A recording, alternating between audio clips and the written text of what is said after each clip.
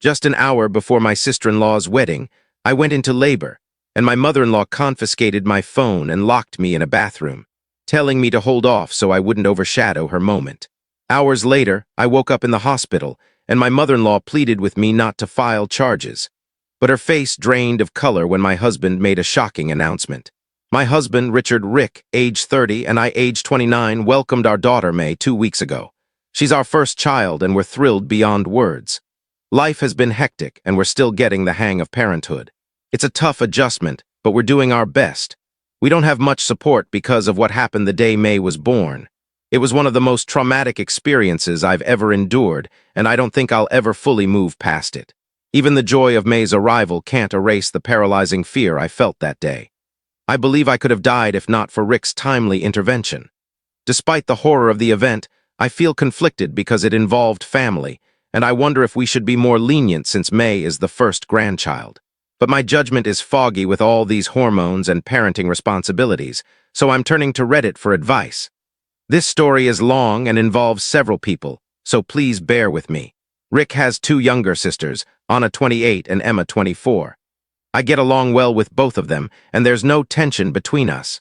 We're not super close since we're all busy with our careers and don't see each other often. Emma lives in a different city, but we stay in touch through texts or calls. Another key figure in this story, and in Rick's family, is my mother-in-law, Rachel.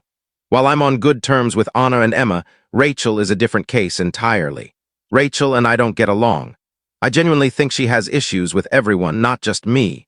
She's an extreme control freak, always wanting things to go her way.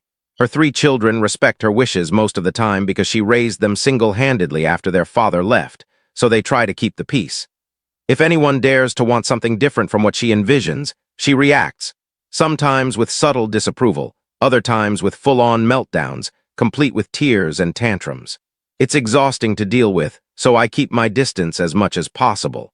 Rick understands how challenging his mother can be, so he supports my choice to limit contact with her. I get why he feels obligated to her, despite her controlling nature, so I don't push back too much.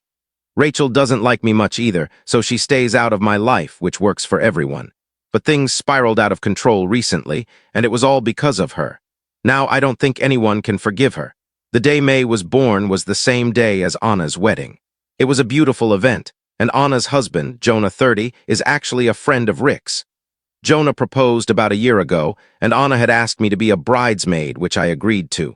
But when Rick and I learned I was pregnant, I had to ask Anna to find someone else because I knew I couldn't handle the role. This was 6 months before the wedding, when I was 3 months pregnant.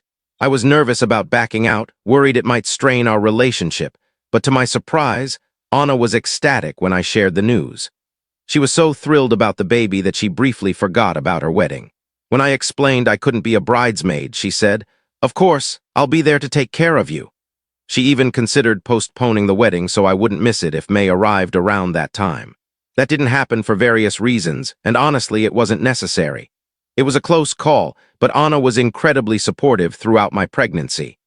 Emma stepped in as maid of honor, and since both sisters were busy with wedding plans, I didn't bother them much during my pregnancy, which was tough. Still, they checked in often and offered a lot of support.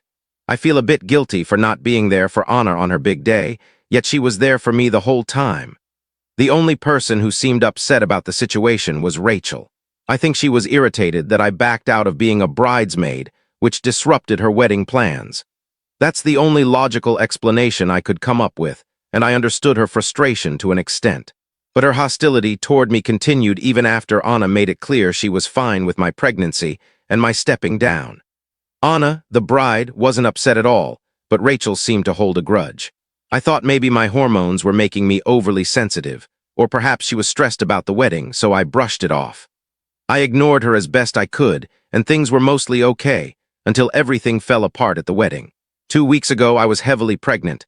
My feet were swollen, my belly was enormous, and I felt like I might faint, but I still wanted to attend Anna's wedding because she wanted me there. I checked with her beforehand to make sure my presence wouldn't steal her spotlight, as I know weddings are about the bride and groom. I didn't want to take away from that. When I brought it up, Anna was actually hurt. She said she couldn't believe I'd think such nonsense and insisted I be there. She didn't care about attention, she just wanted her family there to celebrate with her. She was adamant, and I knew she meant it. Anna's not one to sugarcoat things. If she didn't want me there, she'd have said so. So, despite my discomfort, I went to support her. Rachel barely spoke to me at the wedding and gave me dirty looks the whole time, but I was too uncomfortable to care. I didn't have the energy to decipher her passive-aggressive behavior, so I ignored it. Then came the incident that left me, and everyone else, stunned and terrified. Just before the ceremony started, I started feeling unwell. I went upstairs to rest, hoping it would help, and planned to return once I felt better. I didn't realize Rachel had followed me. I was sweaty and uneasy when my water broke in the bathroom. It was a complete shock, and I panicked because, while I love my daughter dearly, she picked the worst possible moment to arrive. I was in pain and couldn't think clearly. Thankfully, I saw Rachel nearby. I was crouching in agony, and she helped me sit in the bathroom. I handed her my phone and asked her to call Rick immediately so we could get to the hospital. That's when she lost it. She said she'd make sure Rick came after the ceremony was over in an hour because she didn't want me stealing Anna's moment. I was stunned and asked if she was out of her mind, saying there was no way I could wait an hour. I tried to grab my phone back, but she locked me in the bathroom and left with it.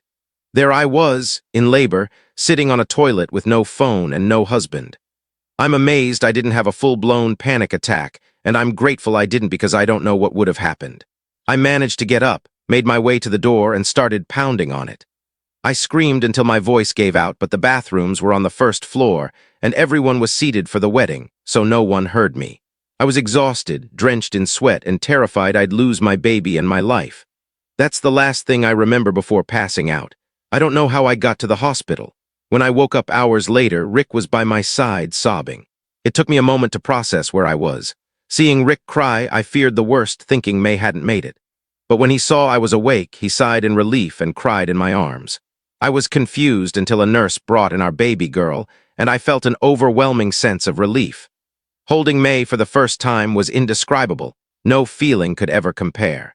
I wanted to scold Rick for scaring me, but he said he wasn't messing around. He was just relieved I was okay because I was unconscious when he found me. Rick didn't share details then, and I'm thankful because I was too drained to handle it. I could hear some noise outside and asked what was going on. He said Rachel was there, wanting to see her granddaughter.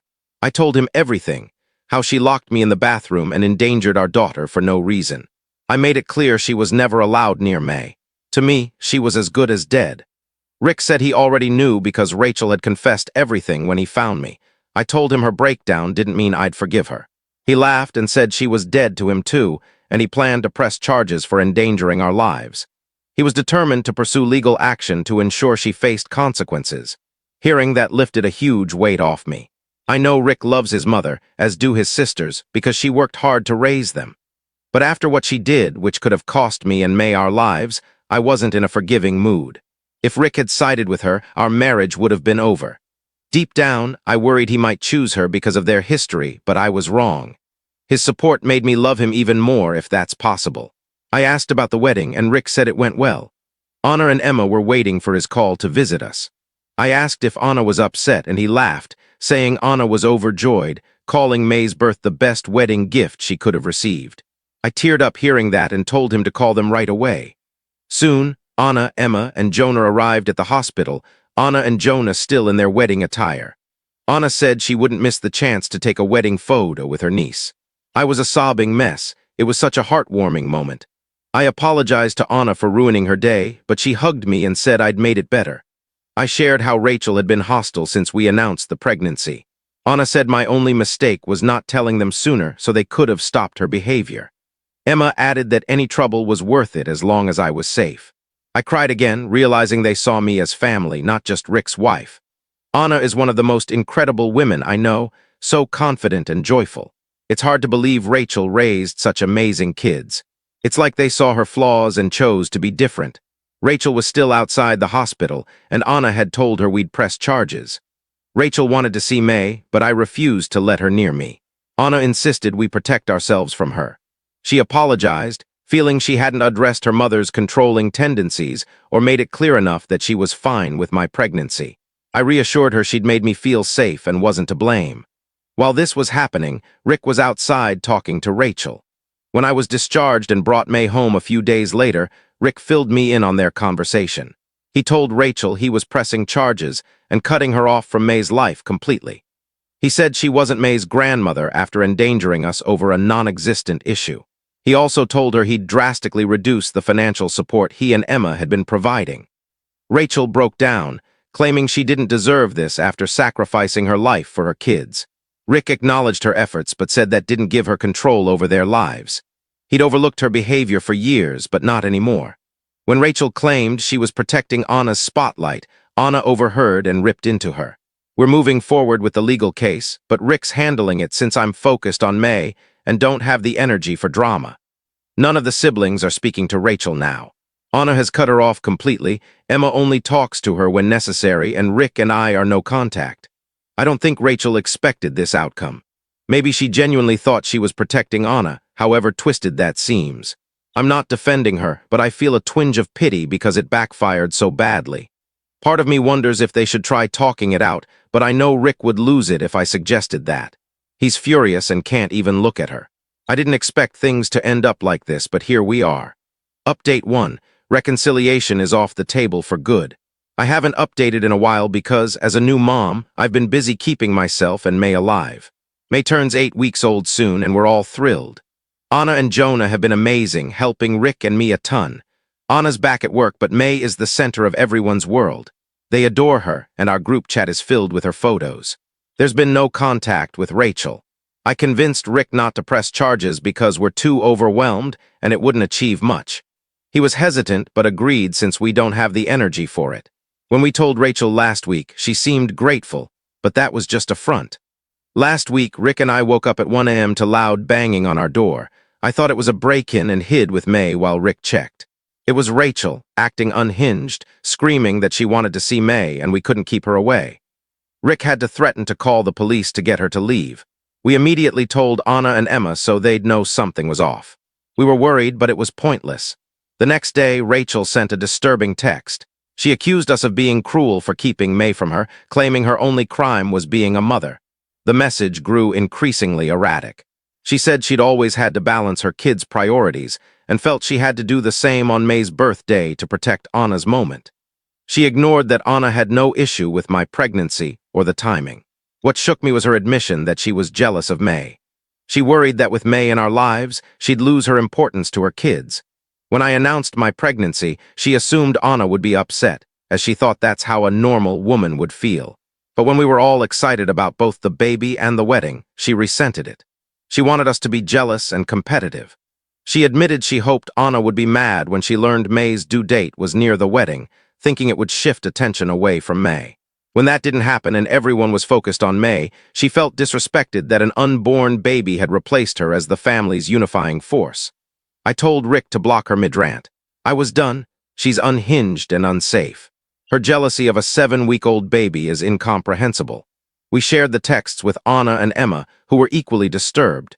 They think she might be having a mental breakdown, and Emma said she'd fly in to get Rachel evaluated. I think it's a good idea, but I'm staying out of it. Her behavior is beyond reason, and I want nothing to do with her anymore. Update 2. We now have a restraining order against Rachel. She hasn't tried anything else, but we're being cautious. Emma had her evaluated by a psychologist and psychiatrist. Rachel was diagnosed with generalized anxiety disorder, but there's no medical explanation for her behavior. The doctor recommended therapy, but Emma has gone no contact. She was willing to help if Rachel had a mental health issue, but since it's just her personality, Emma's done. I completely understand. Rachel might have had my sympathy if there was a psychiatric issue, but knowing this is who she is changes everything. That's why we got the restraining order. May's safety is our top priority, and Rachel has shown twice that she's dangerous, especially since she harbors resentment toward May specifically. I hope this is my final update, and that I never have to share anything more about this ordeal.